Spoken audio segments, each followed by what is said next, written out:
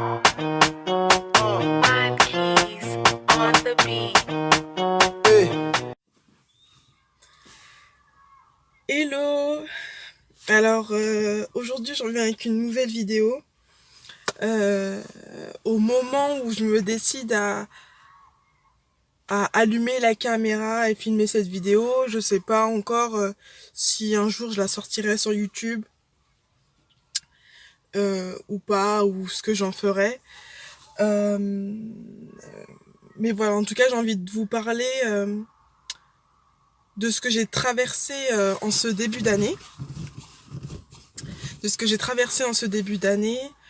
Euh, c'est vrai que en gros, je suis quelqu'un de d'assez, je dirais, assez nostalgique, si je peux dire ça. Je sais que je suis sensible, que j'ai une certaine sensibilité. Et voilà, hein, depuis la fin de l'année, bah, j'avais cette petite nostalgie de oh ça y est, une nouvelle année qui commence et tout ça. Et je commençais à ne pas me sentir bien. Je savais pas vraiment exactement ce qui n'allait pas. Et mais j'ai continué, j'ai laissé ça comme ça et je me sentais de moins en moins présente, de moins en moins là. Et puis au fur et à mesure, ça s'est empiré en fait. Et en gros, je vais essayer de vous expliquer ce que j'ai traversé, ce que j'ai ressenti, même si j'ai beaucoup de mal à poser des mots dessus parce que c'est tellement intense, c'est tellement extrême que c'est pas facile de trouver des mots. Mais bon, il y a quelques années, j'avais été dans un état un peu dépressif et j'avais dû suivre un traitement. Et puis, je pense que je suis retombée dans la même chose, en fait, là, en fait. Et en fait, ça se manifeste toujours plus ou moins de la même manière. D'abord, j'ai ce sentiment de culpabilité, de pas faire beaucoup de choses, de pas être productif.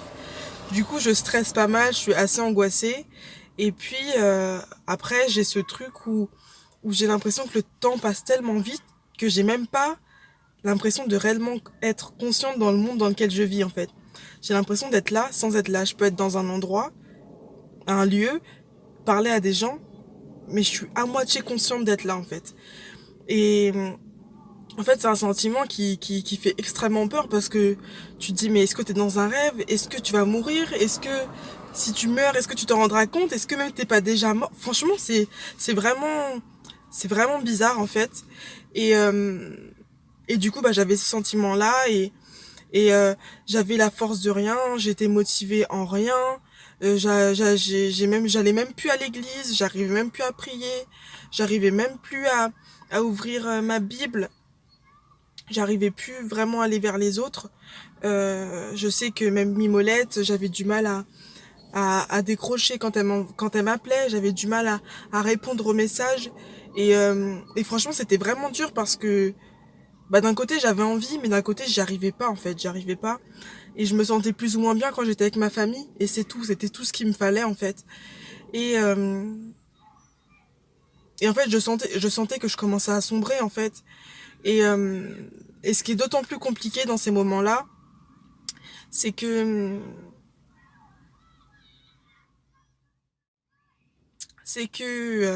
en fait, le désespoir, il paraît tellement grand, t'as tellement l'impression qu'il n'y a pas d'issue, qu'il n'y a pas de sortie, que, que dans ces moments-là, euh, la mort m'est apparue comme la seule solution, en fait. Je me disais que il fallait que je trouve un moyen de me soulager, qu'il fallait que je trouve un moyen de me libérer de tout ça. Et, euh, et pour moi, je voyais qu'une seule solution. Pour moi, la solution, c'était la mort. Je me disais, purée, en plus, il y a tellement de moyens simples de le faire. Et puis la seconde d'après, j'avais même pas la force et je me disais, mais je peux pas être égoïste. Je peux pas, parce que je me sens mal, ne rien dire aux autres et mettre fin à mes jours. Je sais que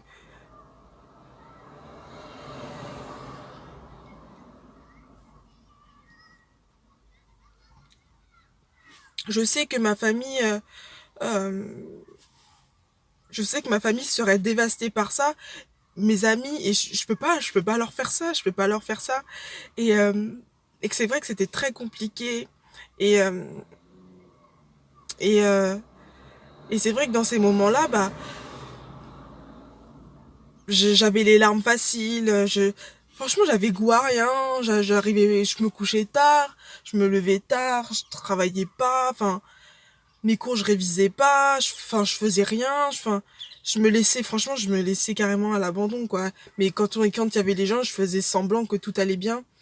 Et, euh, et c'est pour ça aussi d'ailleurs que je veux dire que c'est important d'être entouré de bonnes personnes.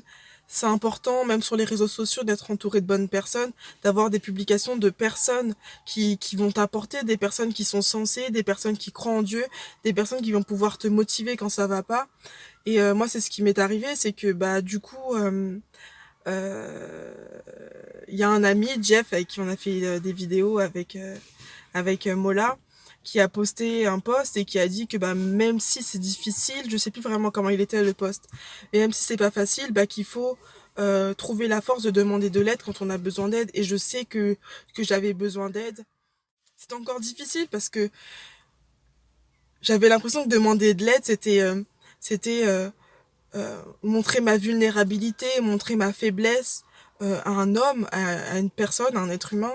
Et c'était vraiment pas facile, vraiment pas du tout facile en fait. Et, et puis ce que j'ai apprécié, c'est que Mola, entre guillemets, quand j'ai réussi à lui en parler au bout d'un moment, et puis elle a fait cette démarche de parler au pasteur. Et ça, d'ailleurs, je l'en remercie vraiment pour ça, parce que moi, j'aurais jamais eu la force ou le courage de le faire. Et puis quelques temps après, bah, j'ai fini un jour par aller à l'église. Et puis bah, là-bas, il y avait une sœur. Et c'est marrant parce que c'est pas la première fois que qu'on se voit le dimanche et qu'elle me dit ça va et tout, et que je dis ouais ça va. Et puis qu'elle sent que derrière il y a quelque chose qui va pas. Et bah, c'est ce qui s'est passé. Et du coup on a discuté. Et bon après c'est vrai que à l'église le dimanche c'est pas forcément facile de pouvoir parler. Donc du coup on s'est revus dans la semaine. Et on a pu discuter et ça m'a fait énormément de bien en fait. Je me suis rendu compte que c'était une accumulation de beaucoup de choses, parce que souvent je prends beaucoup sur moi, j'ai pas envie d'affliger les autres avec mes problèmes ou quoi que ce soit. Et du coup, bah, je préfère garder pour moi, essayer de gérer moi-même. Sauf que bah, déjà, il y a Dieu qui est là pour moi et il faut pas que je l'oublie. Et puis il y a aussi ma famille, mes amis qui sont là aussi. Et il faut pas que je l'oublie aussi, quoi. Et, euh, et en fait, après ça, je me suis sentie vraiment libérée après avoir discuté avec elle. Et, euh, et j'ai vraiment eu à cœur de me retrouver euh, avec Dieu et lui parler, et prier, et lui parler, lui dire ce que je ressentais, etc. Et c'est vrai que d'ailleurs aussi pendant toute cette période-là, je parlais à Dieu, mais en fait j'avais tellement pas cette force de le faire avec des mots verbalement, enfin à haute voix, que bah, la seule solution que j'avais c'était d'écrire. Et je pense pas que ce soit une mauvaise chose, et je pense que c'est la même chose, mais simplement voilà, moi ma facilité c'était d'écrire, de parler à Dieu par l'écriture. Et ça m'a beaucoup libérée en fait. Et, et voilà quoi. Et du coup ça fait peut-être 4 4 non peut-être 2 3 semaines par rapport à aujourd'hui, où j'ai été la voir, où j'ai discuté, et du coup c'est vrai que je me sens mieux. Euh, en tout cas, je m'appuie toi un peu moins sur mon sort, et puis je me suis rendu compte qu'il fallait que je pose tous mes fardeaux au pied de Dieu, en fait, que moi toute seule je pouvais pas gérer, et ça je le sais. Et voilà qu'il fallait aussi que je gère différemment les problèmes. Elle m'a donné un verset que je vais partager avec vous. C'est dans Proverbe 17, verset 22. Donc c'est: un cœur joyeux est un excellent remède, mais un esprit déprimé mine la santé. Et c'était vraiment la situation dans laquelle j'étais. Et je comprends qu'aujourd'hui, la joie qui peut paraître anodine, c'est un remède, même si c'est la joie de l'autre envers toi, ou c'est un remède quand même. Tu finiras. On sait très bien, quand on est dehors, tu fais un sourire à quelqu'un, tu vois ce que le sourire il fait, quoi. Et voilà, en fait. Enfin, voilà, en fait, je voulais vous partager ça parce que pour vous faire comprendre que être chrétien, ça veut pas dire que t'as aucun problème, que tout va bien, que t'es jamais triste. Euh, c'est faux, voilà, c'est faux. Juste être chrétien, c'est décider de faire confiance à Dieu, décider de tout placer entre ses mains, décider de de baisser son orgueil et d'oser dire à Dieu, oui, là je vais pas bien, là je sais pas quoi faire, là je peux pas m'en sortir, lui faire confiance. Et aussi, être chrétien, c'est dans les choses qui sont pas faciles, dans les problèmes, c'est décider d'être joyeux, décider de pas te laisser engouffrer dans tout ça, c'est décider de combattre et décider d'être plus fort. Et, euh, et voilà, c'est vraiment ce que je voulais partager avec vous. Et je sais et je veux croire, enfin je crois, je le sais, voilà. Je sais que il y a des gens qui font forcément déjà été dans des situations comme ça, ou qui ont, oui, où t'as l'impression qu'il n'y a pas d'issue, ou t'as l'impression que comme j'ai pu le penser, que la mort c'est la seule solution, que tu t'en sortiras jamais et tout ça. Mais non, c'est faux. C'est faux. Et ce que je veux te dire, c'est que c'est prends courage, en fait. Prends courage, entoure-toi des bonnes personnes, des personnes qui pourront te remonter le moral. Appuie-toi sur Dieu. Et puis, avec ce que j'ai traversé aussi, je veux vraiment être cette personne, si tu as besoin, qui peut qui peut discuter avec toi, qui peut parler, qui peut essayer de te conseiller, ou simplement t'écouter, parce que l'écoute, c'est tellement important. Pouvoir écouter quelqu'un, et, euh, écouter ses problèmes sans juger la personne, c'est aussi, enfin c'est déjà c'est très rare, et c'est très très important, et ça fait beaucoup de bien. Donc voilà, et c'est surtout ne pas se renfermer sur soi, ne pas repousser les autres, et et voilà, tout simplement accepter qu'on est humain, accepter qu'on n'est pas des super-héros, que oui, des fois on a des moments de, de, de faiblesse, il y a des moments où ça va pas, mais simplement décider de pas se laisser abattre, décider de continuer à avancer et à faire de chaque jour bah, du mieux qu'on peut en fait. Et, euh, et voilà, c'est tout ce que j'avais à dire. Bah du coup, cette vidéo est terminée. J'espère que ça vous aura plu.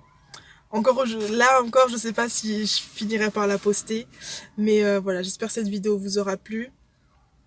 Et voilà, je vous fais plein de gros bisous. Bye. World, world, world, take time to breathe. Everybody's